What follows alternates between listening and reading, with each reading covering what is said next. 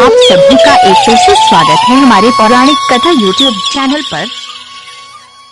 68 करोड़ तीर्थ देवताओं का रूप धारण करके अयोध्या धाम का दर्शन करने तथा सरयू स्नान करने प्रतिदिन आते हैं। एक बार लक्ष्मण जी ने तीर्थ यात्रा जाने के लिए श्री राम जी से प्रार्थना करने लगे। श्री राम जी ने यात्रा करने के लिए आज्ञा दे दी। आज्ञा देने के बाद श्री राम जी मुस्कुराने लगे। लक्ष्मण जी ने कहा, भगवान, दास से कौन सी त्रुटि हो गई जिसके कारण आप मुस्कुरा रहे हैं? श्री राम जी ने कहा, लक्ष्मण, समय आने पर खुद ही आप समझ जाएंगे। लक्ष्मण जी तीर्थ यात्रा जाने के लिए तैयारी करने लगे। गुरुदेव श्री वशिष्ठ जी ने यात्रा का मुहूर्त श्रावण शुक्ल पक्ष पंचमी का निकाला। मुहूर्त के अनुसार सूर्योदय के पहले प्रस्थान करना था। लक्ष्मण जी को तैयारी करते करते रात्रि के 2 बज गए।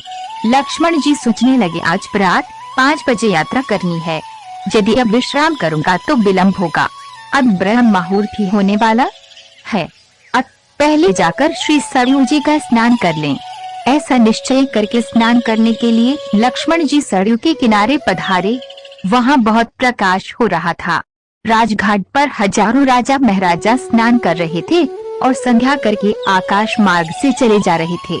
लक्ष्मण जी सोचने लगे, कोई राम नवमी का पर्व नहीं, कोई उत्सव विशेष नहीं, फिर इस ब्रह्मबेला में इतनी भीड़ कैसे इकट्ठा हो गई? लक्ष्मण जी ये दृश्य देखकर लौट आए। श्री राम ने पूछा, लक्ष्मण, आज आपके तीर्थ यात्रा जाने का मुहूर्त था, परंतु आप अभी तक स्नान ही नहीं किए। लक्ष्मण जी ने कहा, भगवान, आज मैंने एक आश्चर्यमय घटना सरयू जी के किनारे देखा और राम जी को सारी घटना सुना दी।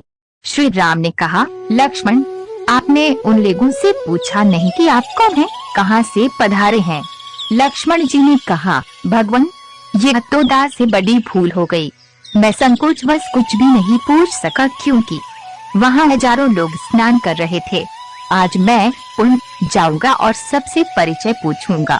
लक्ष्मण जी पुनः गए। देखते हैं कल की तरह हजारों लोग स्नान कर रहे हैं, लेकिन कोई किसी से बोलता नहीं है। लक्ष्मण जी हाथ जोड़कर प्रणाम करते हुए बोले, भगवान, आप लोगों का परिचय जानना चाहता हूँ।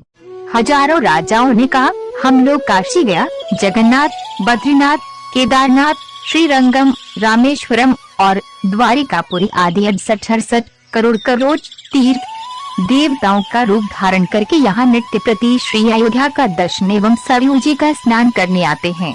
इसके बाद लक्ष्मण जी महिलाओं के घाट पर गए और उन्होंने उन माताओं को प्रणाम करते पूछा। माताओं ने कहा, हम गंगा, यमुना, सरस्वती, ताप्ती, तुंगभद्रा, कमला, कोशी, गंडकी, नर्मदा, कृष्णा एवं क्षिप्रा आदि भारत की हजारों पवित्र नदियां नित्य प्रति श्री रामपुरी का दर्शन एवं श्री सरयू जी का स्नान करने आते हैं। उसी समय एक विकराल काला पुरुष आकाश मार्ग से आया और श्री सरयू जी की धारा में गिरा। थोड़ी देर बाद जल से निकला तो गौरवन हाथ में शंख, चक्र, गदा आदि धारण किए प्रकट हुआ।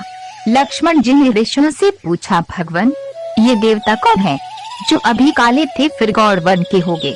ऋषियों ने कहा, लक्ष्मण, ये तीर्थराज प्रयाग हैं। लक्ष्मण जी ने सारी घटना राम जी से बताई। श्री राम जी ने कहा, भैया लक्ष्मण, इस पुरी के दर्शन एवं स्नान हेतु 68 करोड़ तीर्थ अयोध्या में आते हैं और आप अयोध्या छोड़कर अन्य तीर्थों का दर्शन करने जा रहे थे। इसीलिए जब आपने मुस्कुराने का कारण पूछा था, तब मैंने कहा था उचित समय पर आप स्वयं जान जाएंगे। अब आप निर्णय कर लीजिए कि तीर्थ यात्रा में जाना है या नहीं। अवधपुरी मनपुरी सुहावन, उत्तर दिश बेहतर। समस्त व्रत कथाओं को सुनने के लिए आज ही हमारा चैनल सब्सक्राइब करें और हमारे नई व्रत कथा का नोटिफिकेशन पाने के लिए बेल आइकन दबाना न भूलें।